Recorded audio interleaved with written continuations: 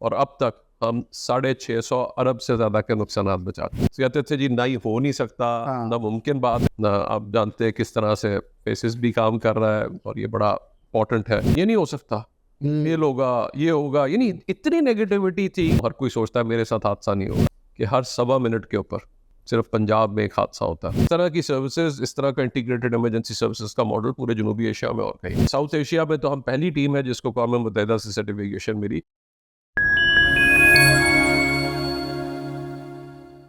Welcome to the faces file. हम इस podcast के ज़रिए आपको उन लोगों से मुतारिफ़ कराते हैं जिन्होंने पाकिस्तान में अमन, इंसाफ और तरक्की के लिए काम किया हो। लेकिन इसके साथ मैं आज दो चीज़ें और काम ऐड करूँगा, सेफ्टी और सिक्योरिटी। लिविंग लेजेंड हैं पाकिस्तान के और इनको सितारा इम्तियाज़ भी मिला है। इन्होंने बहुत बड़ी काविश की है, बहुत मेहनत की है और अपनी कमिटमेंट, डेडिकेशन और अपने क्लियर विजन और मिशन के साथ ये एक काम को आगे लेके बढ़े हैं और पाकिस्तान में ये करना बहुत मुश्किल है।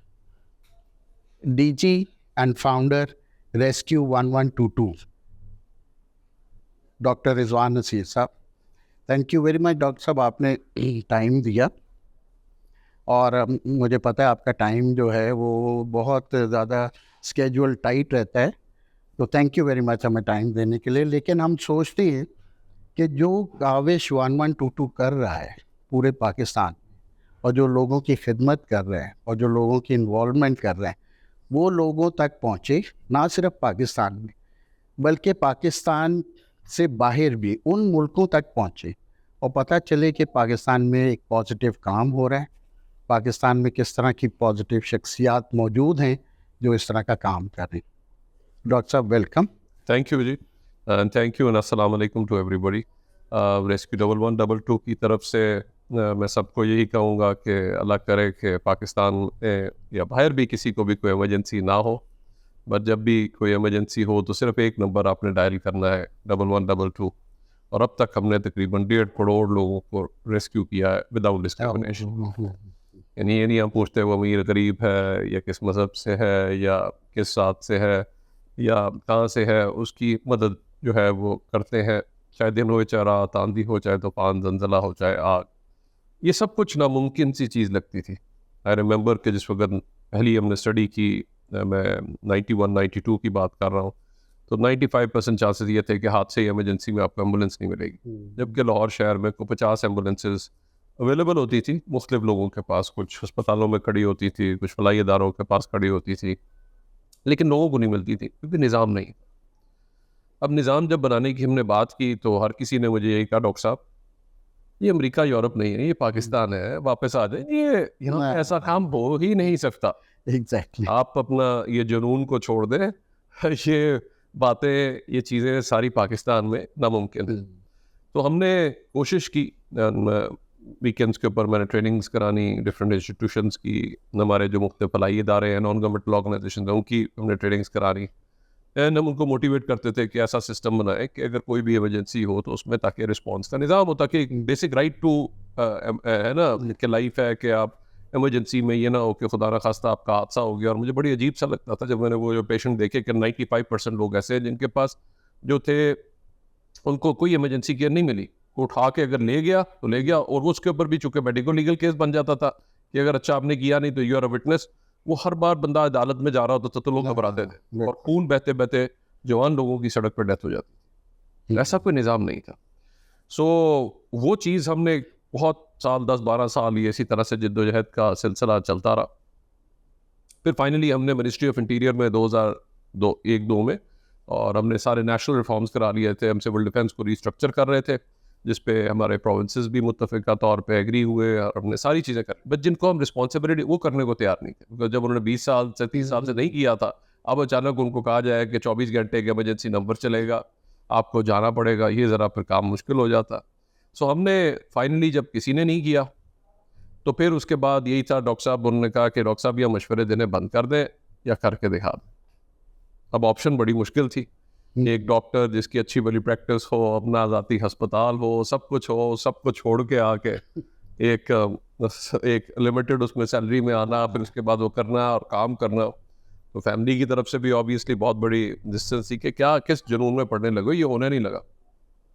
अल्लाह ताला का शुक्र है कि ना सिर्फ वहाँ से हमने आगाज़ किया 2004 के अंदर, सिर्फ 14 एम्बुलेंसेज से लाहौर शहर से, और 6 रेस्क्यू स्टेशन थे, और पहले 200 लोग हमने लिए थे और उनको हमने ट्रेन किया था। आज हम पूरे जनूबी एशिया की पहली इमरजेंसी रेस्क्यू सर्विस है जिसको अक़वाम मुत्तहिदा ने सर्टिफिकेशन दी। ओह माशाल्लाह। तो ये एक एजाज़ की बात थी, ना सिर्फ पाकिस्तान के लिए बल्कि ये एक सो नॉट जस्ट दिस, जब आपने बेबसी देखी अक्टूबर 2004 में हमने शुरू किया, और अक्टूबर 2005 में जब ज़िलज़ला आया तो आपने देखा कितनी बेबसी थी, बाहर से टीमें आ रही थी और हमारे पास निज़ाम नहीं था। तो हमने देखा कि यार क्या बात है, हम अपना सिस्टम नहीं बना सकते। हमने रेस्क्यू टीम 1 साल बाद बनाई, सर्च एंड रेस्क्यू, और फिर उसके बाद हमने कहा कि हमने अब इंटरनेशनल स्टैंडर्ड पे लेके जाना है। आज उसी की वजह से आज पूरी एशिया पैसिफिक की चेयर भी जो है वो पाकिस्तान के पास है इस साल। अच्छा। और इसी साल हम अक्टूबर के अंदर अब इंटरनेशनल रेस्क्यू चैलेंज पहला होल्ड करने जा रहे हैं, जो अक़वाम मुत्तहिदा हमारे साथ मिलकर इंसराग का जो उनका अदारा है वो हम जॉइंटली यहाँ पे एशिया पैसिफिक की अर्थक्वेक रिस्पॉन्स एक्सरसाइज और इंटरनेशनल रेस्क्यू चैलेंज यहाँ पे होल्ड कर रहे हैं। तो इसी एकेडमी के अंदर और पर्पस बिल्ड एकेडमी हमने बनाई। इस सफ़र का आगाज़ जहाँ पे हमने 2004 के अंदर किया as an emergency ambulance service, तो सबको ये कहते थे this is a mission impossible, ये अमेरिका यूरोप नहीं है, यहाँ पे नहीं हो सकता, ऐसा बना ही नहीं सकते। आज उसी सर्विस ने 1.5 करोड़ लोगों को रेस्क्यू किया है और आज पूरे जनूबी एशिया के लिए एक इंटीग्रेटेड एमरजेंसी सर्विसेज का मॉडल है। लेकिन जैसे ही ये चीज़ आपने देखी, साथ ही साल बाद अब देखिए फिर ज़लज़ला आ गया। अब जब हमने ज़लज़ला आया तो उस वक्त बेबसी थी, बाहर से टीमें आ रही थी, हमारे पास टीम नहीं थी। तो 1 साल बाद हमने उस चैलेंज को भी एक्सेप्ट किया और 1 साल बाद हमने पहली टीम को इस्टेब्लिश किया। फिर हमने कहा हमने इसको इंटरनेशनल स्टैंडर्ड पे लेके जाना है। तो हमने देखा कि अक़वाम मुत्तहिदा के क्या स्टैंडर्ड्स हैं, उसको हमने अचीव किया। 2015 में बाकायदा 2019 के अंदर we became the first team to get United Nations INSARAG certification in South Asia. आज उसी की वजह से हम एशिया पैसिफिक की चेयर भी हैं, और आज जो इंटरनेशनल रेस्क्यू चैलेंज है पहला, वो हम लाहौर के अंदर अक्टूबर में होल्ड करने जा रहे हैं। अब जनूबी एशिया की बात करें डॉक्टर साहब, जिसमें इंडिया, बांग्लादेश, जी तमाम साउथ एशिया की कंट्रीज है और नेपाल, आज उनकी ना सिर्फ हम बल्कि उनके लिए मॉडल हैं, बल्कि हम ऐसे बहुत सारे ममालिक की अब ट्रेनिंग भी करा रही हैं। यानी इन मुल्कों की ट्रेनिंग भी आप करवा रहे हैं, और इनका चेयर, जो चेयर आप कह रहे हैं वो भी हमारे जी पास पूरी एशिया पैसिफिक मुख्तलिफ 4-5 रीजन्स के अंदर डिवाइड किया हुआ है। तो इस साल जो हमारी एशिया पैसिफिक पूरा जो है, पूरा एशिया, साउथ एशिया में तो हम पहली टीम है जिसको अक़वाम मुत्तहिदा से सर्टिफिकेशन मिली, और ये कोई तकरीबन 42 मुल्क हैं पूरी दुनिया के अंदर जिनके पास ये सर्टिफिकेशन है। तो आउट ऑफ तकरीबन 190 ममालिक में से 42 लीडिंग कंट्रीज हैं जो ज़्यादातर डेवलप्ड कंट्रीज हैं, लेकिन आज पाकिस्तान ने यही चीज़ को अचीव किया है। तो आज उसी की वजह से एशिया पैसिफिक की ना सिर्फ चेयर है बल्कि इंटरनेशनल रेस्क्यू चैलेंज भी होल्ड करने जो है वो जा रहे हैं। तो ये सब कुछ कहते थे जी नहीं हो नहीं सकता, ना मुमकिन बात है। अल्लाह का शुक्र है आज हमने ना सिर्फ ये अचीव किया, फिर उसके बाद फायर सर्विस के हालात देखें क्या थे, और जाके लोग जब पूरी आग फुल ब्लोन हो जाती थी जाके पानी मारते थे, कोई नंबर एंट्री करता था ना कुछ। और आज हमने 2,22,000 से ज़्यादा फायर इंसिडेंट्स पे भी रिस्पॉन्ड किया, और अब तक हम 650 अरब से ज़्यादा के नुकसान बचा चुके। अच्छा, तो आप देखें फिर उसके बाद जैसे जैसे ट्रैफिक में इजाफा हुआ, आपने देखा है कि हमारे जो शहर हैं उनमें कितनी ट्रैफिक में इजाफा हो गया, तो हमारा रिस्पॉन्स मुश्किल हो रहा था। तो हमने देखा लंदन और इस्तांबुल के मॉडल्स के ऊपर क्या मोटर बाइक यूज़ होती है, और मोटर बाइक रेस्क्यू सर्विस शुरू की। आज उसी मोटर बाइक रेस्क्यू सर्विस ने तकरीबन, और वो भी कहते थे ये नहीं हो सकता, फेल होगा, ये होगा, यानी इतनी नेगेटिविटी थी कि मैं कभी वाकई सोचता था कि यानी ये चलेगा, लेकिन पूरा कि इंशाल्लाह हमने उसमें ट्रेन लोग भी डाले, फिर हमने उनको प्रॉपर इक्विप किया। आज उसने 20 लाख से ज़्यादा इमरजेंसीज पे रिस्पॉन्ड किया, और ऑस्ट रिस्पॉन्स टाइम 4 मिनट रहा है, जो कि इंटरनेशनली भी एक अचीवमेंट।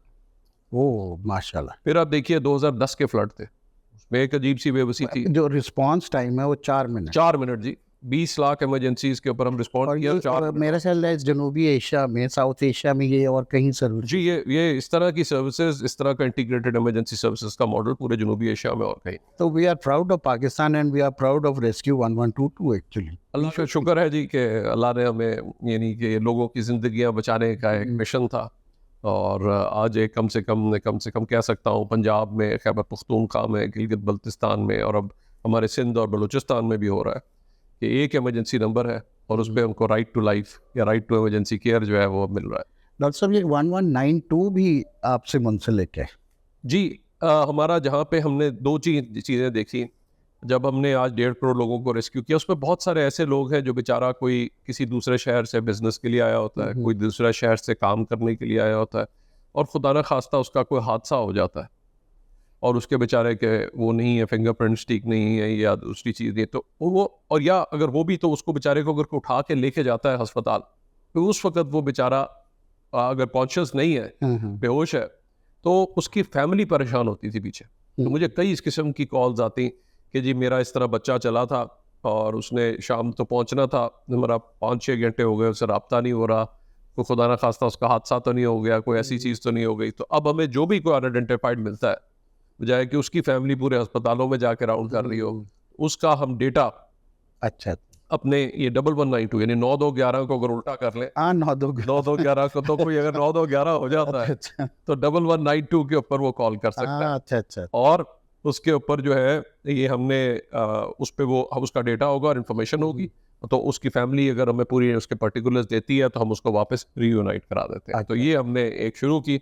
और 9211 इसलिए नहीं कर सकते थे या हमने 911 या 222 नंबर इसलिए नहीं रखा था क्योंकि ये यूरोप में इंग्लैंड में और अमेरिका में जब ये नंबर आया, इंग्लैंड में 999 है और यूके में, और जब यूएसए में ये नंबर आया तो वो 91, उस जमाने में ये डायल फोन हुआ करते थे। आज यूरोप का भी जो इमरजेंसी नंबर है वो 112 है। अच्छा। और ये पहले दो इनसे है, इसको याद रखना भी आसान है। तो इस वजह से ये पीटीए के साथ बहुत डिस्कशन के बाद हमने इसको इमरजेंसी नंबर डिक्लेयर किया। दूसरा, आप 9 वाला अगर नंबर शुरू भी करते तो एक तो ये पहले 2 डिजिट्स नहीं है, और दूसरा ये है कि उसको जिस वक्त आप लेते हैं तो उससे चूंकि हमारे गवर्नमेंट के सारे एक्सचेंजेस उससे शुरू होते थे, हाँ, तो इसलिए वो फीजिबल नहीं था कि हम पूरा बंद करें पूरे सारे गवर्नमेंट के एक्सचेंज को, फिर हम इसको शुरू करें, क्योंकि उस पर फिर हमें इररिलेवेंट और फॉल्स कॉल्स बहुत ज़्यादा आनी थी। सो वो इसलिए ये नंबर बहुत सारी डिस्कशन डिबेट के बाद as an emergency number for Pakistan सबको याद 1122 जो है वो सिलेक्ट किया गया।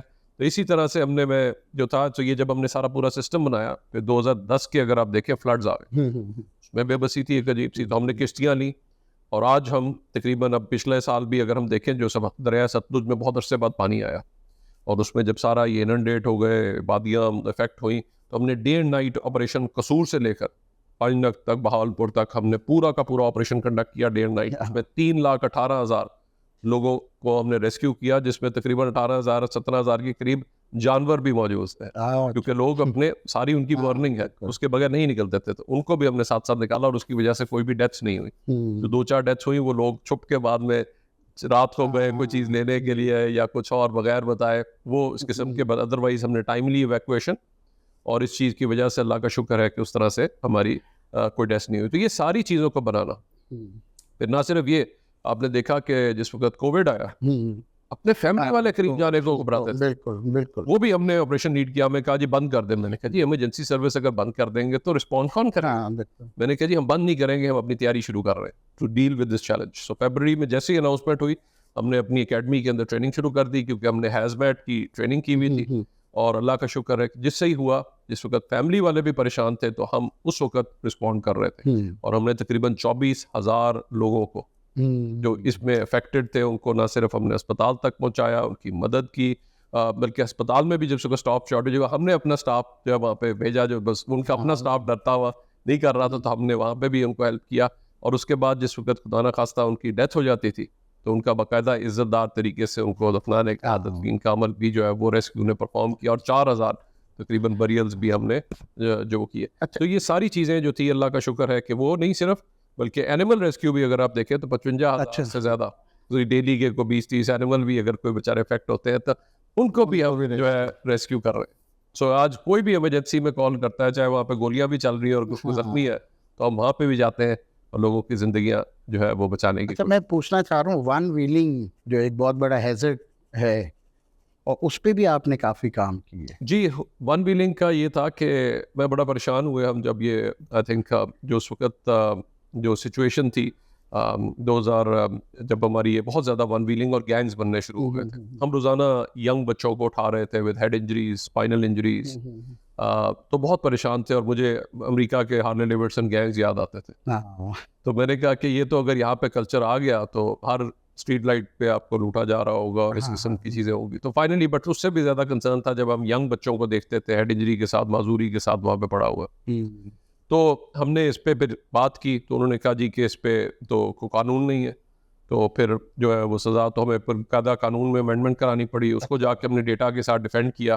तो आज उसके बाद फिर उसके अंदर बाकायदा सज़ा प्रूव हुई कि जो भी ऐसी डेंजरस ड्राइविंग या वन व्हीलिंग ऐसी कर रहा होगा तो उसके ऊपर बाकायदा उसकी बाइक को कॉन्फिस्केट कर लिया जाएगा, ताकि उसमें कॉन्सेप्ट ये था कि अगर उसके पास बाइक नहीं होगी तो ना वो अपने लिए खतरा होगा, ना माँ बाप के लिए बैड न्यूज़ होगी, ना ही लोगों के लिए खतरा होगा। सो ये एक चीज़ थी, उसमें इम्प्लीमेंटेशन नहीं हो रही थी। तो फिर काउंसिल मीटिंग जिस वक्त आई, जब हमने इशू रेज किया, उसकी वजह से उसके ऊपर इफेक्टिवली क्रैकडाउन हुआ और उसकी वजह से अल्लाह का शुक्र है कि पंजाब में, पूरे पंजाब में, यहाँ पे मैं पुलिस को भी क्रेडिट दूंगा कि उन्होंने एकदम जिस वक्त ये सारा लॉ आ गया तो उसके बाद फिर आई साहब ने, चीफ साहब, सब ने उन्होंने करके जब मुत्तफ़िका तौर पे काउंसिल में ये सारी डिस्कशन हो गई, उन्होंने पहले कहा ये इशू ही नहीं है। जब हमने उनको एक्चुअल दिखाया और फिर ना सिर्फ ये, वो स्नैचिंग में भी इन्वॉल्व हो गए थे। सो फिर उसकी वजह से अल्लाह का शुक्र है जब वो गैंग सारे उन पे हुए, उसकी वजह से सारी चीज़ें जो है वो बहुत।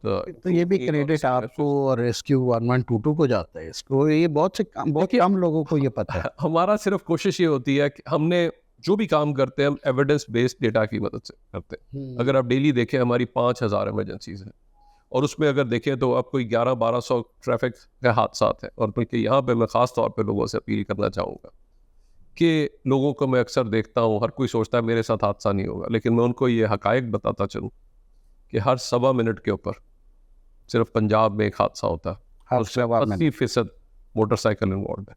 तो मेरी खसूसी तौर पे अपील होगी जो भी सुन रहे हैं ये, और अपनी फैमिलीज़ अगर उनको अजीज़ है, अपना शौहर, अपने वालिद साहब या अपना बेटा, जो भी ज़्यादातर चूँकि मेल चला रहे हैं, फीमेल ने भी अब शुरू किया है, जिनको हम इनकरेज करते हैं। ना सिर्फ ये बल्कि हमारा एक सेंटर है जहाँ पे बाकायदा फीमेल्स को ट्रेनिंग भी दी जाती है ताकि वो एम्पावर हो।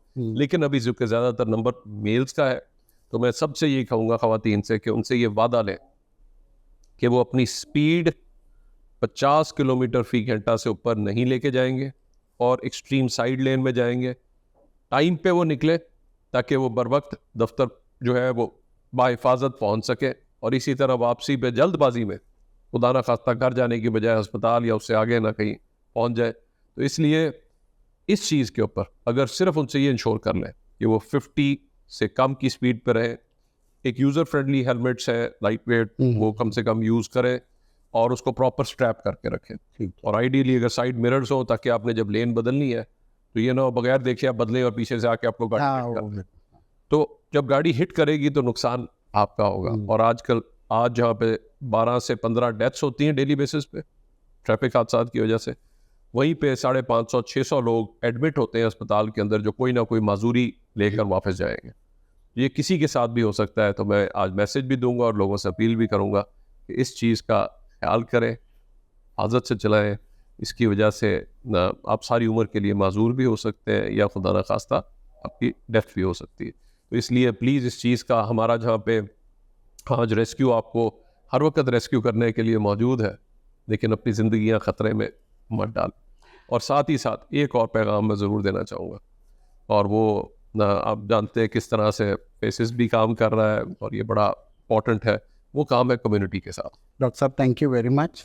हम आपके साथ एक और सेगमेंट करना चाह रहे हैं क्योंकि बहुत सी चीज़ें जो हम आपसे जानना चाह रहे हैं, तो आप पार्ट 2 के लिए वेट कीजिए क्योंकि डॉक्टर रिजवान नसीर के पास बहुत सी चीज़ें जो आपको बताने के लिए हैं और बहुत सी ऐसी ही इंफॉर्मेशन है जो आप तक पहुंचानी ज़रूरी है। Thank you very much.